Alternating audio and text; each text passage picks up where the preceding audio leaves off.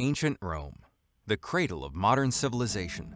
Not the medieval clowns who believed in magic and in all seriousness learned astrology, but Rome, healthcare, an organized army capable of conquering 3 continents, and a government system which allowed to keep these territories. All that was born there. Modern countries have more in common with Rome than the pitiful medieval governments like the Neapolitan Republic. No wonder our entertainment was also created during those times. Even if you don't watch the mixed martial arts UFC, you definitely know about its existence. And what was the UFC Ancient Rome edition like? More epic, deadly, and massive. Today, we are diving into this atmosphere and will live a day in the shoes of a real goddamn gladiator. Welcome Joao Felix, an ordinary mid-tier gladiator training in the barracks in Rome not far from the legendary Colosseum. The name might sound odd to you. The year is 185. And from our video on Legionnaires, you know that Romans had a particular naming system. And you are right. We have Emperor Lucius Aurelius Commod on the throne, and the traditional name formation in Rome still exists. Our gladiator is named Joao Felix because he is a slave and they are not worthy of a name. Fun fact, legally, slaves were their master's children. Deprived of any rights, children and no one bothered with names.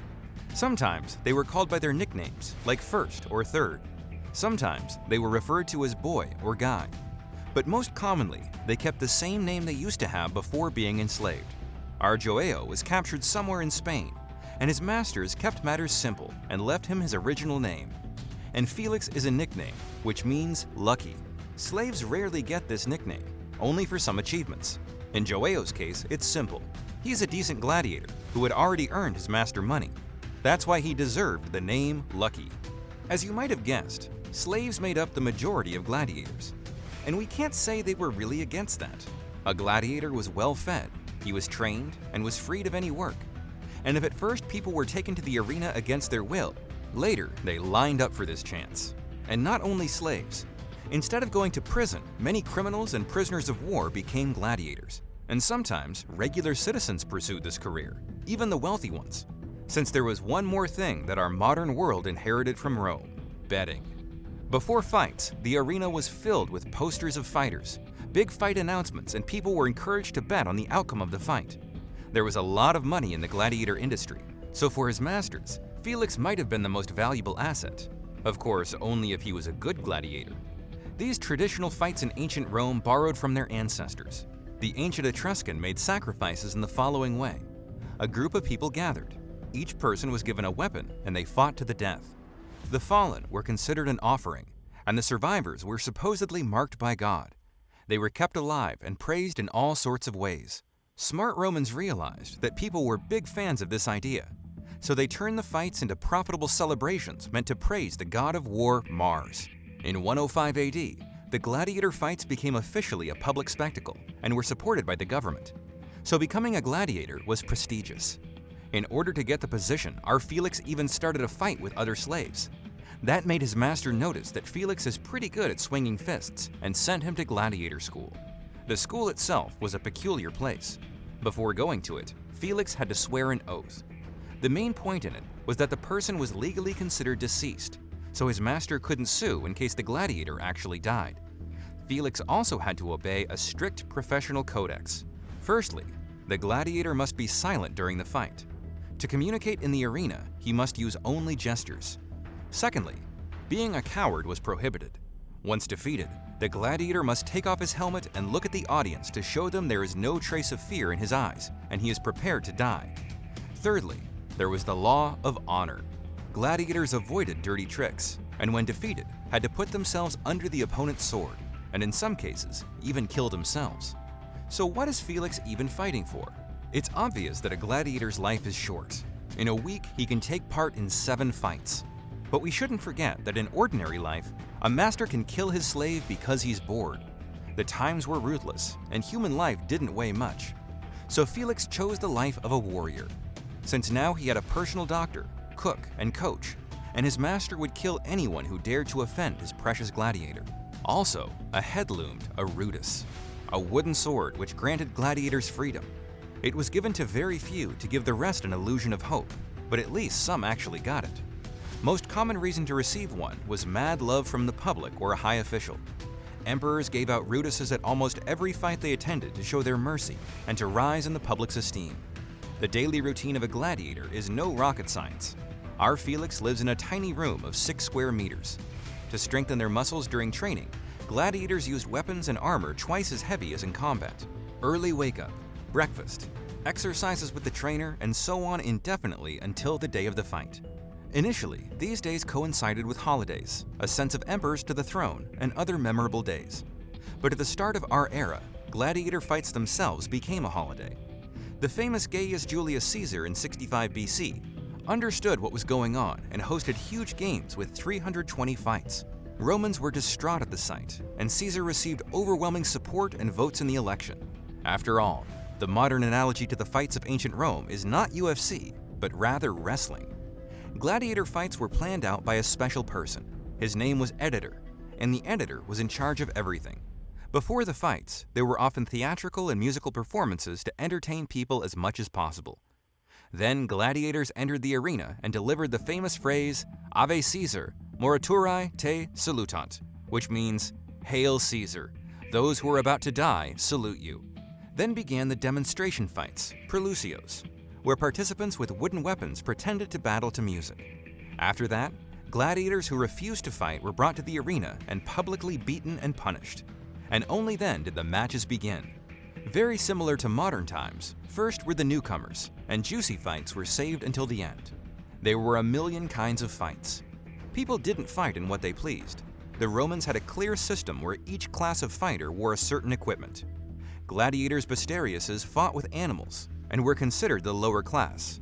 Hoplomachus imitated Greek hoplites, Gallus used spears, and Democarius wielded 2 swords.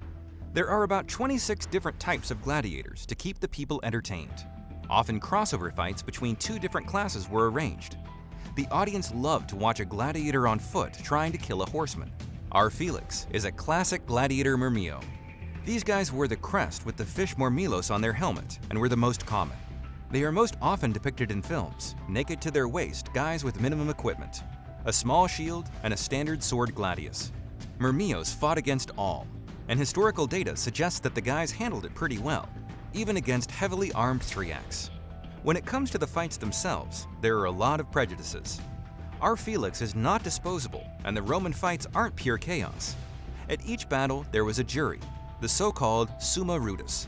It consisted of former gladiators who were given freedom. They noted down dirty tactics and could disqualify or, on the contrary, reward a fighter. This expert jury often made the decision on handing out Rutus, and our Felix is well aware of that. Therefore he, like other good gladiators, tries to fight honestly and win the favor of the judges. The judges held a lot of power. They could stop the fight, and there were cases when the seemingly winning gladiator became the loser due to violation of the rules. This is where the fun begins. You probably know that the final fate of the loser was decided by the public. If our Felix fails, then according to the codex, he must take off his helmet and wait for his fate, which was decided on the ruler based on the public's opinion. And the public voted using famous gestures, which, unfortunately, are interpreted incorrectly. A fist with the thumb out meant the same thing. It didn't matter if the thumb was pointing up or down.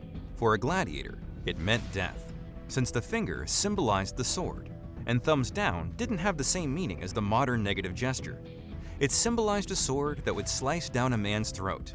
To spare the gladiator, a fist with the thumb tucked inside was used, representing a sword in sheath. It's worth mentioning that the percentage of mercy was small.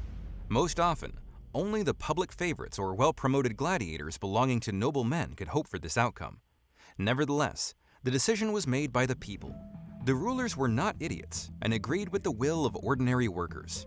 Rebellions were common, and to execute a fan-favorite gladiator was like signing his own death sentence for the emperor. There are a couple more myths related to the profession of our Joao Felix. Pick any movie or book, and most likely they describe gladiators as powerful, impenetrable bodybuilders. In reality, this is not true. A couple months prior to the start of the fighting season, Felix and his colleagues were stuffed with fat foods. The reason is simple.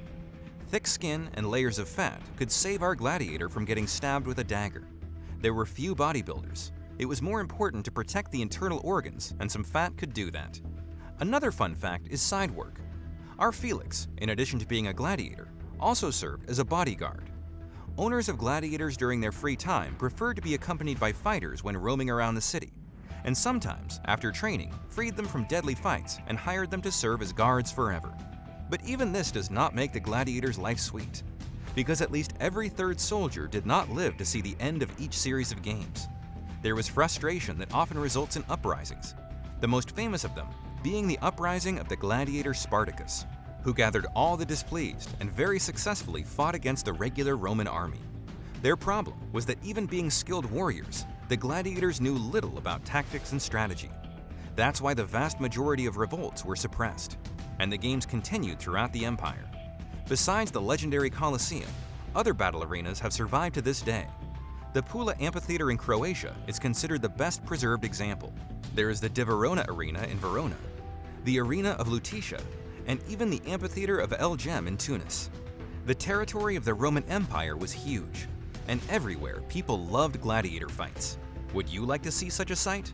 Leave your thoughts in the comments, and of course don't forget to like the video. Even if the thumb is extended, the gesture won't be taken as severe as back in the day. See you later, friends!